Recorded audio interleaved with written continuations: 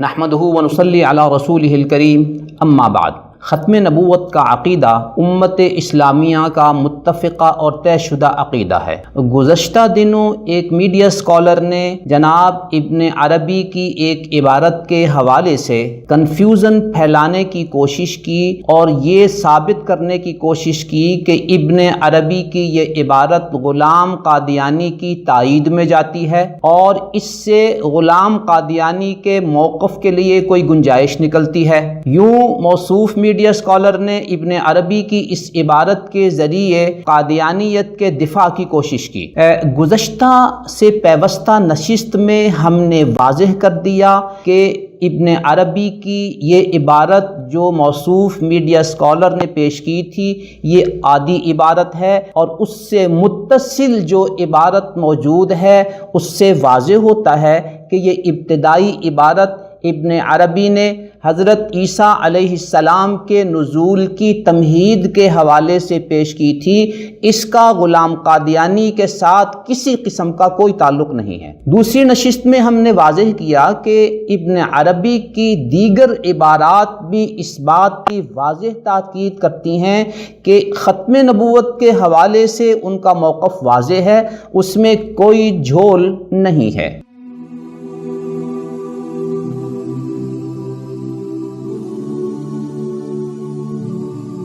ابن عربی رحمہ اللہ کی عبارت کا ایک پہلو یہ ہے کہ قادیانی ہو یا موصوف میڈیا اسکالر جیسا کوئی قادیانی نواز طبقہ ہو، یعنی آپ کے ہاں ایک شخص نے نبوت کا بیچارے نے دعویٰ کر دیا تو آپ نے پکڑ کے اس کو کہاں پہنچا دیا؟ وہ ابن عربی کی عبارات سے استدلال کرتا ہے، اور وہ استدلال بنتا ہے یا نہیں یہ ایک علمی پہلو ہے جسے علماء واضح کرتے چلے آ رہے ہیں، اور اسی کو ہم نے واضح کیا۔ ابن عربی کی عبارات کا دوسرا پہلو وہ ہے جس کے بارے میں آج ہم آپ کے سامنے کچھ گزارشات کریں گے۔ وہ یہ ہے کہ ابن عربی ایک ایسا مظلوم صوفی ہے جس کی کتابوں میں بہت زیادہ تحریف ہوئی ہے۔ اس سلسلے میں بہت سے غیر اسلامی افکار کو ان کی کتابوں میں شامل کر کے یہ تاثر دیا گیا کہ یہ غیر اسلامی افکار ابن عربی کے افکار و نظریات ہیں۔ اس حوالے سے آج ہم امت اسلامیہ کے دو مشہور اسکالرز کی تحقیقات آپ کی خدمت میں پیش کرتے ہیں۔ ابن عربی رحمہ اللہ کی وفات سن 638 ہجری میں ہوئی، جبکہ امام عبد الوہاب شعرانی رحمۃ اللہ علیہ کی وفات سن 973 ہجری میں ہوئی۔ یوں امام عبد الوہاب شعرانی رحمۃ اللہ علیہ ابن عربی سے 335 سال بعد فوت ہوئے۔ موصوف امام عبد الوہاب شعرانی رحمۃ اللہ علیہ نے حضرت ابن عربی کی تصنیفات پر بہت کام کیا ہے۔ ان میں سے کچھ کتابوں کے نام ہم آپ کی خدمت میں عرض کرتے ہیں، جس سے واضح ہوگا کہ امام شعرانی امام ابن عربی کے ایک بہت بڑے مداح ہیں اور ان کی کتابوں کے بہت بڑے شارح ہیں، اور ان کی کتابوں پر انہوں نے تخصصی انداز میں کام کیا ہے۔ اس سلسلے میں ان کی ایک کتاب ہے القول المبین فی الرد عن الشیخ محی الدین، دوسری ان کی کتاب ہے الکبریت الاحمر فی بیان علوم الشیخ الاکبر، ان کی تیسری کتاب ہے لواقح الانوار القدسیہ جو کہ فتوحات مکیہ کا اختصار ہے، ان کی چوتھی کتاب ہے الیواقیت والجواہر فی بیان عقیدت الاکابر۔ یوں اتنی بڑی شخصیت جنہوں نے ابن عربی پر بہت علمی کام کیا، وہ اپنی اسی لواقح الانوار القدسیہ میں جو کہ فتوحات مکیہ کا اختصار ہے اپنا ایک ذاتی موقف ذکر کرتے ہیں کہ جب میں فتوحات مکیہ کا اختصار کر رہا تھا تو اس دوران مجھے کچھ عجیب صورتحال کا سامنا کرنا پڑا۔ وہ یہ تھا کہ اس دوران فتوحات مکیہ میں بہت سی ایسی عبارات میرے سامنے آئیں جو اہل سنت والجماعت کے موقف کے ساتھ جوڑ نہیں رکھتی تھیں، میچ نہیں کرتی تھیں، میل نہیں کھاتی تھیں۔ امام شعرانی کہتے ہیں کہ چونکہ یہ عبارات اہل سنت کے موقف کے خلاف تھیں، لہٰذا میں نے اپنی اس مختصر فتوحات مکیہ میں سے ان عبارات کو نکال دیا۔ لیکن وہ ایک بات کہتے ہیں کہ جب میں نے ان عبارات عبارات کو نکال دیا تو میرے ذہن میں ایک خلش باقی رہی کہ یہ عبارتیں آخر ابن عربی کی تالیفات میں موجود تو ہیں، میں نے بے شک حذف کر دیا ہے۔ وہ فرماتے ہیں کہ اسی دوران میری ملاقات ایک عالم جناب شمس الدین ابو الطیب مدنی سے ہوئی۔ ان کے ساتھ میں نے اس موضوع کو ڈسکس کیا کہ فتوحات مکیہ میں نے ایسے پیراگراف دیکھے ہیں جو اہل سنت کے موقف کے خلاف ہیں۔ تو انہوں نے مجھے عجیب بات بتائی، انہوں نے فرمایا کہ میں نے اپنے اس فتوحات والے نسخے کو جو میرے پاس موجود ہے اس کا مقارنہ ترکی کے قونیہ میں موجود نسخے کے ساتھ کیا ہے جس پر ابن عربی کے اپنے دستخط موجود ہیں، اور اس نسخے میں ان پیراگراف میں سے کوئی پیراگراف موجود ہی نہیں ہے سرے سے، جو کہ ابن عربی کا اصلی نسخہ تھا، اس پر ان کے دستخط تھے، اور میرے پاس جو نسخہ ہے اس کا موازنہ اور مقارنہ میں نے اس نسخے کے ساتھ کیا ہے۔ امام شاہرانی کہتے ہیں کہ ان کے اس بات سے مجھے اتنی خوشی ہوئی کہ ابن عربی کے بارے میں میری جو عقیدت تھی وہ باقی رہ گئی، اور اس سلسلے میں میرے ذہن میں جو خلش تھی وہ ختم ہو گئی۔ اس صورتحال سے میرے سامنے یہ بات واضح ہوئی کہ اس وقت مصر میں جو نسخے رائج ہیں یہ سب وہ قدیم نسخے ہیں جن میں اس طرح کے پیراگراف موجود ہیں، اور ان کا ابن عربی کے اصلی نسخے کے ساتھ کوئی تعلق نہیں ہے، اور آج کل وہی نسخے چل رہے ہیں، وہی نسخے آگے چھپ رہے ہیں۔ یہی صورتحال ان کی دوسری کتاب فصوص الحکم کے بارے میں ہے۔ یہ حوالہ ملاحظہ ہو لواقح الانوار القدسیہ کے مخطوطہ نسخے کے صفحہ 2 پر یہ عبارت موجود ہے جسے ہم آپ کو سکرین پر دکھا رہے ہیں۔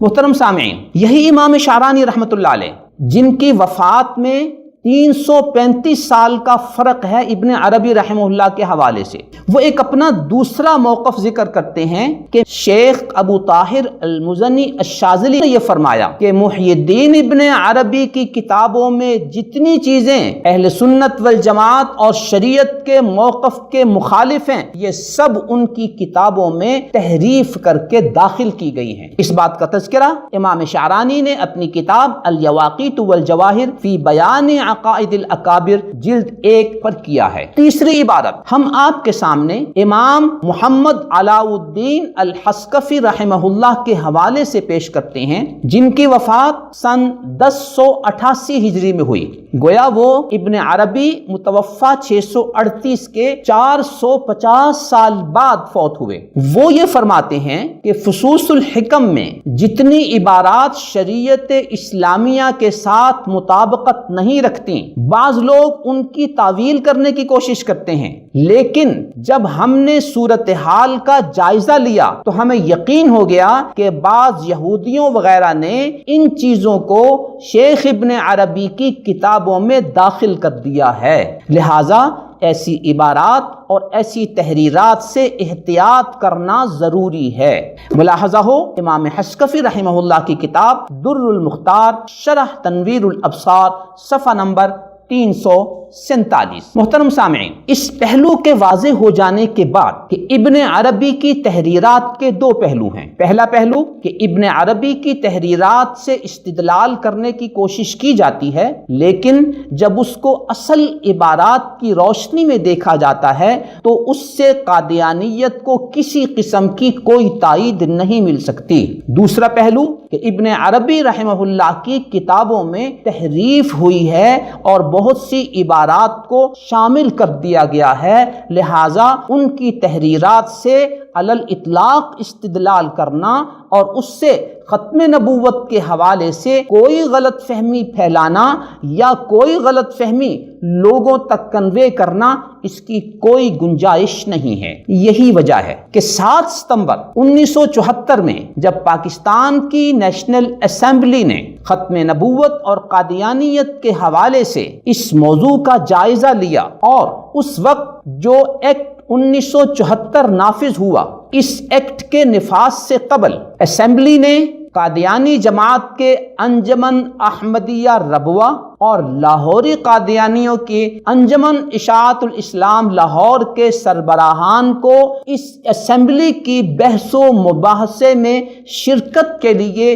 باضابطہ اور سرکاری طور پر دعوت دی۔ یہ لوگ اپنی ٹیموں کے ساتھ اسلام آباد میں موجود رہے اور انہیں اسمبلی کے سامنے اپنا موقف مکمل آزادی کے ساتھ پیش کرنے کا موقع دیا گیا۔ اس دوران انہوں نے اپنے موقف کو صحیح ثابت کرنے کی بھرپور کوشش کی، اس لیے کہ یہ بحث اور یہ اسمبلی گفتگو ان کے لیے کفر و اسلام کا موضوع تھا۔ اگر وہ اس بحث و مباحثے میں، اس گفتگو میں اپنے اسلام کو ثابت کر دیتے ہیں تو انہیں مسلم گردانا جائے گا، اور اگر وہ اپنا موقف یہاں ثابت کرنے میں ناکام ہو جاتے ہیں تو ان کے بارے میں غیر مسلم اقلیت ہونے کا فیصلہ کر دیا جائے گا۔ لہٰذا انہوں نے بھرپور کوشش کی اپنے موقف کو ثابت کرنے کی، اور اس دوران انہوں نے جہاں اور دلیلیں پیش کرنے کی کوشش کی، وہیں ابن عربی کے حوالے سے بھی غلام قادیانیت کی نبوت پر